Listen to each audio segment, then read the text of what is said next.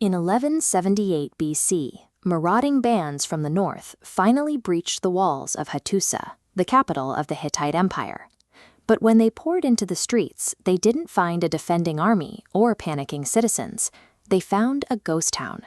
The capital had been completely abandoned by its own people before the invaders even arrived to burn it to the ground. The Hittites were undisputed superpowers of the Late Bronze Age. Operating out of central Anatolia in modern-day Turkey, their empire commanded the region from the Aegean Sea down into Syria, standing toe-to-toe with Ramesses II and the Egyptian military machine in global influence. States holding that much territory and manpower do not simply vanish into thin air. A total evacuation of a heavily fortified capital requires an immense, compounding breakdown of the systems keeping that society alive. To figure out why the Hittites fell apart so rapidly, we have to look at how they put themselves together. They built one of the ancient world's most rigorously organized and tightly administered societies. The ashes of Hattusa point to something far worse than a lost war. They offer a detailed look at what happens when an overextended civilization suffers a complete, catastrophic failure of its supply chains and infrastructure. The Hittite state functioned on a remarkably dense legal foundation. Their law code recognized distinct rights and obligations across the entire social spectrum. Enslaved individuals could own property, marry free citizens, and pay reparations, meaning the legal system recognized their standing rather than treating them entirely as objects. This codified structure extended directly into their marriage laws. Hittite women possessed the legal right to initiate a divorce, and in the case of a split, the wife retained her dowry, an inheritance that remained her legal property, not her husband's. At the absolute peak of this social hierarchy sat the Tawananna, the head queen. She retained her title for life, even if her husband died and a new king ruled. She functioned as chief priestess, holding immense independent authority over state cults and palace administration. Because the Hittites believed their rulers communicated directly with the gods, the Tawananna could use this religious administration as a political weapon. We have records of a queen named Puduhepa utilizing the official interpretation of prophetic dreams to validate her decisions, dictate state rituals, and outmaneuver rival factions within the royal court. We know the inner workings of this royal court because they meticulously archived their legal depositions, international treaties, and palace decrees on cuneiform clay tablets, stamped with official royal seals. This was a society bound by contracts, rigid rules, and thousands of pages of administrative protocol. The state relied on this highly documented, delicate social order to function. That strict administration also governed their physical economy. Instead of relying entirely on independent artisans, the state tightly managed the mass production of their basic necessities, standardizing the shapes, sizes, and rapid manufacturing methods for common pottery to maintain economic control. Their food supply was managed with the same obsessive oversight. At Hattusa, the state constructed massive underground silo complexes.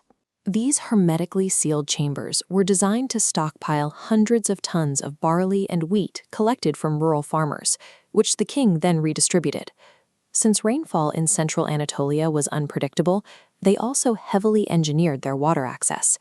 They built limestone-lined monuments directly over natural springs, physically securing the water supply while inscribing the stonework with royal propaganda to link their survival to the divine power of the king.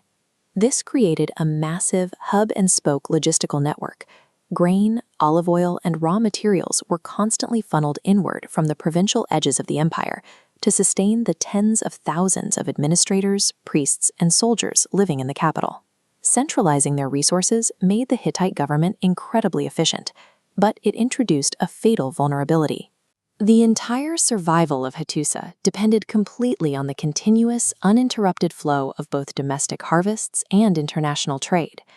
In the early 12th century BC, that flow stopped. Maritime invaders, often referred to as the Sea Peoples, began ravaging the Mediterranean coastlines, physically severing Hatti's international trade networks and cutting off the crucial supplemental grain shipments they relied on from Egypt.